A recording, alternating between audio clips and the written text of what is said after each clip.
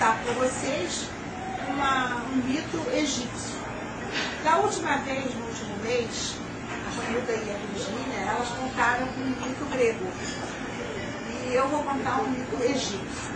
Ao contrário do mito grego, que a Terra era a mulher, e a Gaia, e o Urano era o homem, quando se aproximava da Terra, ele esmagava, tanto que morriam os filhos esmagados ali. No mito egípcio é ao contrário. Geb, a Terra, é homem. E a Nut, a deusa do céu, é a mulher. Então é ao contrário, é a mulher que vai em cima do homem. A diferença de um mito e do outro na criação é essa, na geração dos deuses. Então, Geb e Nut tiveram 2 filhos, Osíris e Sete, e 2 filhas, Ísis e Néfis.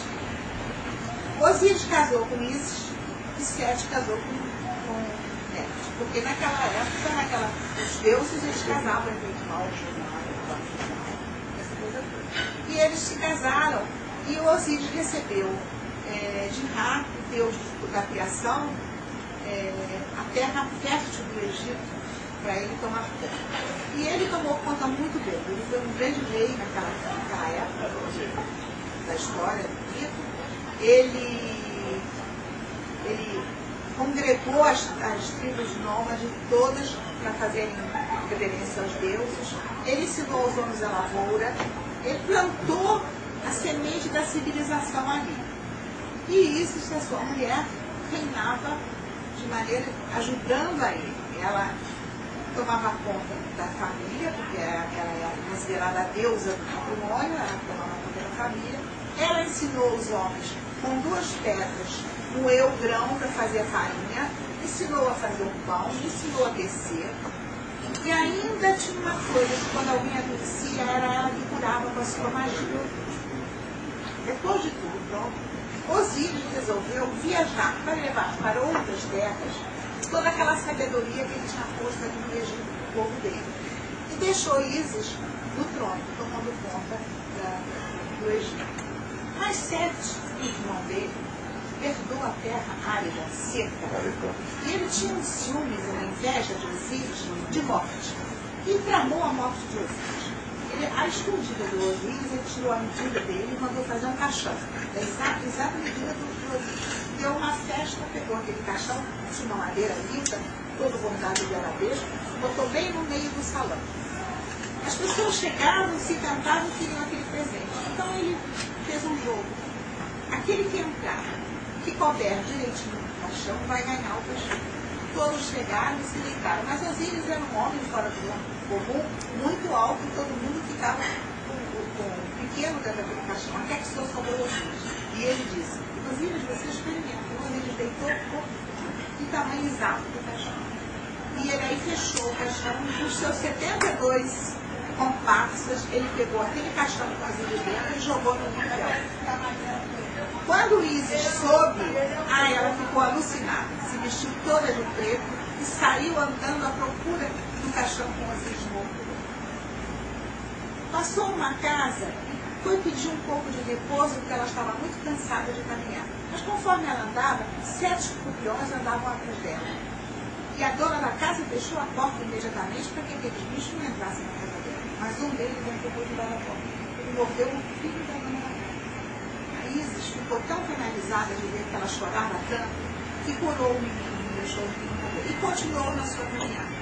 Até que encontrou mais adiante umas crianças, os meninos, e disseram a ela que tinham visto sim aquele caixão passar por aí, mas tinha entrado no mar e tinha ido para a Fenícia. E tinha ido bater exatamente em Libros. Numa árvore estava indo informação e a árvore cresceu e ele ficou dentro do caixão, dentro daquela árvore. O rei de Libros, quando viu aquela árvore, mandou cortar e botar no salão da casa dele como pilastro. E Ísis, sabendo disso, vai embora para Fenícia. Chegando lá, vai para o poço, se transforma numa velha, porque Ísis ela se transformava, se levava poucas águas. E aí vem as criadas da rainha e ela começa a mexer nos cabelos e a pentear os cabelos das mulheres, e conforme ela penteava, o seu perfume de deusa ia ficando impregnado naquelas criadas. A dona, a rainha, quando viu aquilo, quis que ela fosse para o palácio. E ela foi e tomava conta do nenenzinho, filho da rainha. Mas só que de noite, ela sentia tanta saudade de Osíris, que ela se transformava numa andorinha. E ela voava ao redor daquela pilastra, chorando e lamentando a morte de Osíris. A rainha quando soube, fez com que ela contasse a história. E ela contou. A rainha mandou abrir a pilastra, tirou o caixão com Osíris dentro e deu para Ísis. Ísis foi embora para o Egito, com aquele caixão. Quando chegou no Egito, abriu o caixão, Osíris estava morto, ela fez toda a magia que ela conhecia. Fez tudo que ela podia para ele voltar a vida. Mas ele não voltava a vida. Então ela falou o que ficou escrito num papiro. Não sou tua irmã que tanto amaste? Não me deixe, eu não te vejo, e entretanto meu coração suspira, ardentemente meus olhos te desejam. Vem para perto de tua irmã, vem para perto de tua esposa, tu, cujo coração não bate mais. Os deuses e os homens voltaram sua face para ti e choram por ti. Eu te chamo e eu choro por ti tão alto que me ouvem no céu. Mas tu não ouves minha voz. E, no entanto, eu sou tua irmã que tanto amaste na terra. Ísis continuou chorando e rezando para que ele voltasse. Quando ela viu que era impossível, ela fechou, pegou o caixão com Osíris dentro e escondeu na beirada do rio Nilo, bem escondido. Mas tempo vai, o tempo vem, no dia 7 estava caçando por aquelas bandas e viu o caixão de Osíris. Pegou, cortou em 14 pedaços, jogou um pedaço para cada um. Tanto ódio que ele tinha do irmão. Mas Ísis e a sua irmã Sete saíram à procura dos pedaços. Pegaram todos os pedaços e ela botou tudo direitinho no caixão. E com a sua magia, ele ficou perfeito como ela antes. Mas ela queria que ele voltasse à vida, porque ela queria um filho dele. Ela precisava ter um filho dele, e para isso ela precisava que ele voltasse à vida. As duas se transformaram em dois pássaros enormes que balançavam as asas para que ele acordasse, para que ele voltasse à vida. Mas ele nada. Mas no momento, ela mais intuiu do que viu que ele estava voltando à vida por um segundo. E ela, como um pássaro mesmo, se jogou em cima dele, e ele a penetrou, e ela engravidou de Horus, o filho que ela teve mais tarde. Aí ela ficou muito feliz, né? Estava grávida, carregando o seu filho. Os deuses e as deusas começaram a ficar desesperados.